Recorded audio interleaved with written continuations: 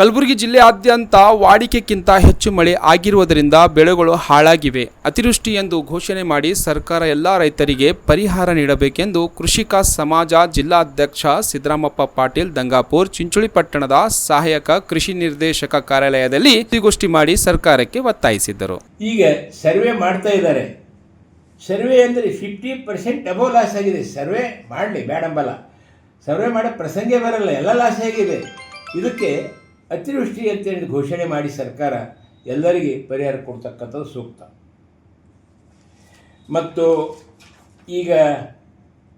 ಈಗ ನಿಮ್ಮ ಈ ಬೆಳೆ ಹಾನಿಯಾದಂಥ ಜಮೀನಿನಲ್ಲಿ ಹಿಂಗಾರಿ ಬಿತ್ತನೆ ಕಡಲೆ ಮತ್ತು ಬಿಳಿಜೋಳದ ಬೀಜಗಳನ್ನು 90% ಸಬ್ಸಿಡಿ ಮೇಲೆ ಕೊಡ್ತಕ್ಕಂಥದ್ದು ನಮ್ಮ ಬೇಡಿಕೆ.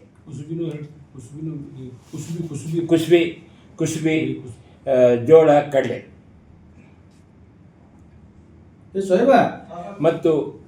ಮತ್ತು ಈ ವರ್ಷ ನಮ್ಮ ಶಾಸಕರು ತಮ್ಮ ಕ್ಷೇತ್ರದಲ್ಲಿ ಬೆಳೆ ವೀಕ್ಷಣೆ ಮಾಡ್ತಾ ಇದ್ದಾರೆ. ನಾನು ಮೊನ್ನೆ ಹೋದಾಗ ಆಳಂದ ಶಾಸಕರು ವಿಸಿಟ್ ಮಾಡ್ತಾ ಇದ್ದರು. ಜೇವರಿಗೆ ನಿನ್ನೆ ಅಜಯ್ ಸಿಂಗ್ ಅವ್ರ ಸಂಘಟನೆ ಹೋಗಿದ್ದೆ. ಇಲ್ಲಿ ನಿನ್ನೆ ಚಿಂಚೋಳಿ ಶಾಸಕರು ವಿಸಿಟ್ ಮಾಡ್ತಾ ಇದ್ದಾರೆ. ಇದೊಂದು ಹೆಲ್ದಿ ಡೆವಲಪ್ಮೆಂಟ್ಸ್ ಅಂತ ಹೇಳ್ಬೋದು. ಆರೋಗ್ಯಕರವಾದಂಥ ವಾತಾವರಣ, ಚುನಾಯಿತ ಪ್ರತಿನಿಧಿಗಳು ರೈತರ ಸಹಾಯಕ್ಕೆ ಮುಂದಾಗಿದ್ದಕ್ಕಾಗಿ ಎಲ್ಲರಿಗೆ ನಾನು ಎಷ್ಟು ಹೇಳಿದ್ರು ಅಭಿನಂದನೆಗಳು ಕಡಿಮೆನೇ. ಇದರಲ್ಲಿ ರಾಜಕೀಯ ರಹಿತವಾಗಿ ಪಕ್ಷಾತೀತವಾಗಿ ಎಲ್ಲ ಪಕ್ಷದ ಶಾಸಕರು ಚುನಾಯಿತ ಪ್ರತಿನಿಧಿಗಳು ಕೈಗೂಡಿಸಿ ರೈತರಿಗೆ ಪರಿಹಾರ ಕೊಡಿಸಿರ್ತಕ್ಕಂಥಲ್ಲಿ ಮುಂದಾಗಬೇಕು. ಮತ್ತು ನಾಳೆ ನೆಕ್ಸ್ಟ್ ಉಳಿದ ತಾಲೂಕುಗಳಿಗೆ ನಾನು ಹೋಗಿ ಸಮಗ್ರವಾಗಿ ಮಾಹಿತಿಯನ್ನು ಇದು ಬುಕ್ಲೆಟ್ ಥರ ಮಾಡಿ ಕೃಷಿಗೆ ಸಮಾಜ ಪರವಾಗಿ ಇಲಾಖೆಯವರು ಮಾಡ್ತಾರೆ, ಕೃಷಿ ಇಲಾಖೆಯವರು ಮಾಡ್ತಾರೆ, ಕಂದಾಯ ಇಲಾಖೆಯವರು ಮಾಡ್ತಾರೆ. ನಮ್ಮ ಕೃಷಿಕ ಸಮಾಜದವರು ಸಹ ನಾನು ಕೊಡ್ತೀನಿ. ಹೆಚ್ಚು ಕಡಿಮೆ ಆಗ್ತಿರ್ಬೋದು ಅದನ್ನೆಲ್ಲ ಅವರು ನೋಡಿ ಹೇಳೋದ್ರಲ್ಲಿ. ಪ್ರಶ್ನೆ ಇದೆ, ಅತಿವೃಷ್ಟಿ ಅನಾವೃಷ್ಟಿ ಇವು ರೈತರಿಗೆ ಹಣಿಬಾರಿಗೆ ಬಂದಂಗೆ ಆಗಿದೆ.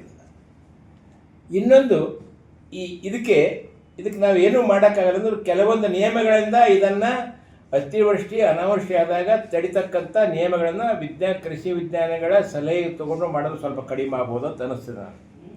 ಇಲ್ಲಿ ನಾನು ಚಿಂಚೋಳಿಲಿ ಬರವಲ್ಲ ನೋಡಿದೆ. ನಾನು ಬೋಧು ಮಾಡಿ ಏನು ತೊಗರಿ ಬಿತ್ತಿದಾರ ಅವು ಹಾಳಾಗಿಲ್ಲ, ಸುಮ್ಮನೆ ಯಾರು ಬಿತ್ತಿದಾರ ಅವು ಹಾಳಾಗಿಲ್ಲ.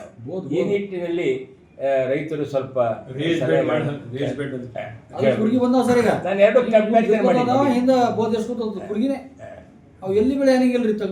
ಆಯ್ತು. ಈಗ ಇನ್ನೊಂದು ಈಗ ಇದು ನಿಮ್ಮದು ಮಲೆನಾಡಿನ ಅದಕ್ಕೆ ಪತ್ರಿಕಾ ಪ್ರಕರಣ ಪ್ರತಿನಿಧಿಗಳು ಸಹ ಇದರ ಬಗ್ಗೆ ತಿಳಿದುಕೊಂಡು ಸಾಕಷ್ಟು ರೈತರ ಪರವಾಗಿ ಪ್ರಯತ್ನ ಮಾಡ್ತಾ ಇದ್ದಾರೆ. ರೈತರು ಧತ್ರಿಗಾಡಬಾರ್ದು.